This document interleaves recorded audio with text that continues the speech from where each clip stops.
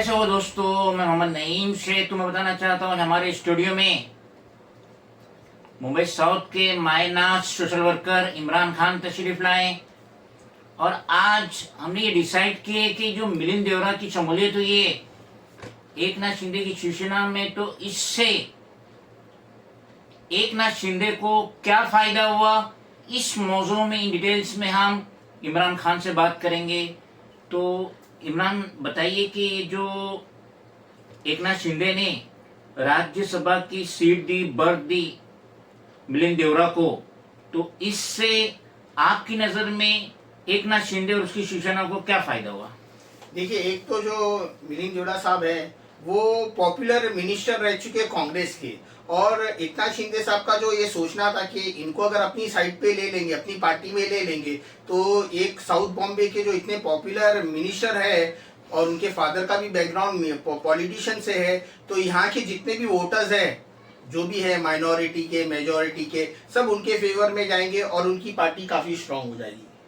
लेकिन मेरा नजरिया इमरान इससे थोड़े मुखालिफ है, अलग है।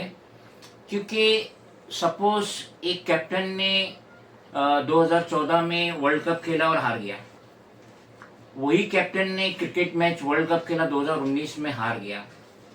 तो जब ये कैप्टन 2 वर्ल्ड कप में हार गया, अपनी टीम को जीत नहीं दिला सका, तो किस तरीके से वो 24 में कोच बन के अपनी टीम को जीत दिलाएंगे? तो बिल्कुल वही हुआ।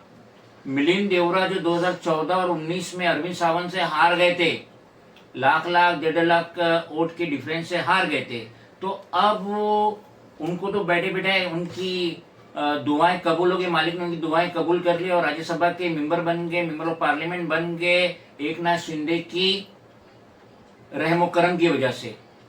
तो मेरे नजरिए में एक नाथ शिंदे और उसकी शिवसेना को मिलिंद देवरा का राज्यसभा बर्थ देना या उन्हें शिवसेना में शामिल करना, मेरे नजरिए से एक पैसा का भी फायदा नहीं हुआ है शिंदे को, शिवसेना को, जिसकी वजह से उनकी जो कैंडिडेट थी यानी यशवंत जाधव 60,000 वोटों से वोट हार गई। इमरान, आप मुझे बताइए कि 186 मुंबा देवी, जहां से अमीन पटेल पिछले कई टर्म से विधानसभा का इलेक्शन जीत रहे, तो अब तो अमीन पटेल जो थे बहुत ही ज़्यादा करीब थे मुरली देवरा से, फिर उनके देहांत के बाद उनके लड़के मिलिंद देवरा से बहुत ज़्यादा करीब थे अमीन पटेल। तो लास्ट टाइम एक नाथ शिवसेना की तरफ से जो पांडुरंग सतपाल थे, जो अमीन पटेल के साथ फाइट किए थे और कुछ 25-50 हज़ार वोट से हार गए थे और हाल फिलहाल में उनका देहांत भी हो गया।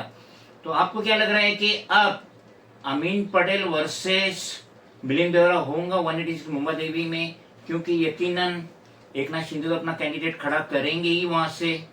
तो क्या लग रहा है आपको, अमीन पटेल वर्सेस मिलिंद देवरा? यस, मुझे तो ऐसे ही लग रहा है, क्योंकि जैसे मैंने पिछला अभी बताया कि मिलिंद देवरा जो है वो यहाँ के पॉपुलर मिनिस्टर है, कांग्रेस से थे, और जो अमीन पटेल है वो भी कांग्रेस से ही है। तो जहाँ तक है, अगर एक अच्छा कैंडिडेट चाहिए एक नाथ शिंदे साहब को, तो उनको अमीन पटेल साहब के सामने मिलिंद देवरा को खड़ा करना पड़ेगा कि उनकी सीट आ जाए। लेकिन मैं यहाँ पे भी आपकी बात से मुत्तफिक नहीं हूँ, क्योंकि गुरु गुरु होता है। पॉलिटिक्स जो अमीन पटेल को सिखाए वो मुरली देवरा ने सिखाया और उनके गुजरने के बाद मिलिंद देवरा ने सिखाया, क्योंकि ये दोनों मेंबर ऑफ पार्लियामेंट थे, मिनिस्टर थे, सेंटर में मिनिस्टर थे जब कांग्रेस की हुकूमत थी, यूपीए की हुकूमत थी। तो आज 186 मुंबा देवी से अमीन पटेल क्या नजर मिला पाएगा मिलिंद देवरा से? क्योंकि मिलिंद देवरा को तो ला मौला एक नाथ शिंदे का साथ देना ही है, क्योंकि एक नाथ शिंदे के रहमो करम पे उसको राज्यसभा की सीट मिली, बर्थ मिली। तो यहाँ पे चेला गुरु से नजरें मिलाए, ये तो हो नहीं सकता। और जिस तरीके से बाबा सिद्दीकी ने कांग्रेस का साथ छोड़ के अजीत पवार की एनसीपी में शमूलियत इख्तियार करी, और ये रूमर्स बहुत ज्यादा था कि अमीन पटेल भी कांग्रेस का साथ छोड़ के एक नाथ शिंदे से जा मिले, क्योंकि उनका गॉडफादर मिलिंद देवरा तो वहां जा चुका है, राज्यसभा की सीट ले चुका है। तो अमीन पटेल इतना जानता है कि जिस दिन मैंने कांग्रेस का साथ छोड़ा उसका पॉलिटिकल कैरियर तबाह बर्बाद हो जाएगा, और वो ये भी जानता है कि इस वक्त पॉपुलैरिटी जो राहुल गांधी की है, जिसके सामने नरेंद्र मोदी भी पानी कम चाय नजर आ रहे, तो अमीन पटेल से गलती नहीं करेगा कि वो कांग्रेस का साथ छोड़ दे, लेकिन वो आंखें नहीं मिला पाएगा मिलिंद देवरा से। तो जिस तरह सर ने बताया सिटीजन्स को, तो ये समझ में आ रहा है कि जैसे एकनाथ शिंदे ने मिलिंद देवरा साहब को अपनी पार्टी में ले लिए, तो ये है कि उनको उसका बेनिफिट मिल रहा है और उससे उनको कुछ हेल्प मिलेगी।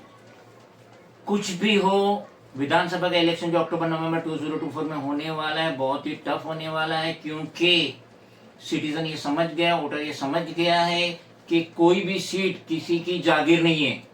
अमीन पटेल अगर 2, 3, 4 बार मुंबा देवी 186 मुंबा देवी कॉन्स्टिट्यूंसी से विधानसभा का इलेक्शन जीते, तो जरूरी नहीं कि 2024 में भी जीते, क्योंकि बहुत ही अच्छे कैंडिडेट भी फील्ड में आ रहे हैं। जिस तरीके से बीजेपी ने अपनी सीट खो दी, अयोध्या में अपनी सीट खो दी, तो इससे तो बड़े से बड़े नेताओं की नींद उड़ गई। उनमें अमित पटेल भी रहेगा, एकनाथ शिंदे भी रहेगा, तो यहाँ देखने वाला मुकाबला बहुत अच्छा रहेगा। और जो मार्जिन रहेगा विधानसभा 2024 का बहुत ही कम, 2,500-3 हजार के मार्जिन से किसी की भी जीत होंगी, वो जमाना चला गया। लास्ट टाइम अगर अमीन पटेल 50,000 वोट से जीता था, अब मुमकिन नहीं है।